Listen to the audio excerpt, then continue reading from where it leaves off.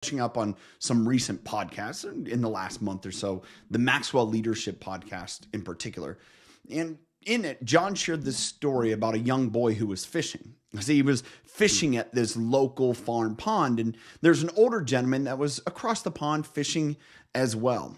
And I'll see the older gentleman was watching the young boy, and he was catching fish after catching fish after catching fish. And each time he'd catch a fish, he'd bring it in and he'd size it up. And then, he'd keep some and put others back. Now, what confused the older man was the fish that the young boy kept. See, he kept the smaller fish, not the bigger fish, which are more typical. You usually keep the bigger fish because the bigger fish have baby fish. The baby fish are the little fish that grow up to be big fish. You don't have big fish if you get rid of all the little fish. Okay. But the older man was confused. So he walked over to the boy and said, "Hey, I've been watching you and I see you keep the little fish, but not the big fish. Well, why is that?" And he goes, "Well, my pan's only this big. It's only 10 inches. So they have to be smaller than that to fit in my pan." And see, the lesson here is don't be caught and stuck in old patterns.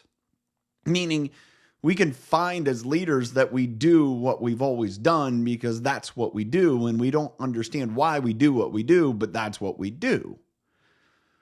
We only keep the small fish in life if we're unavailable to innovate, to understand how the bigger fish may actually fit in the pan. See, you could cut up those fish, you could flay them out, you could section them to where they would fit in a round pan. It's possible. And here's the lesson that I want to share. It's my thought of the day.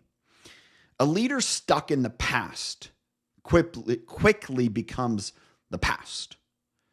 If we aren't willing to innovate and grow, change, evolve, man, we're going to quickly be stuck in the way we were.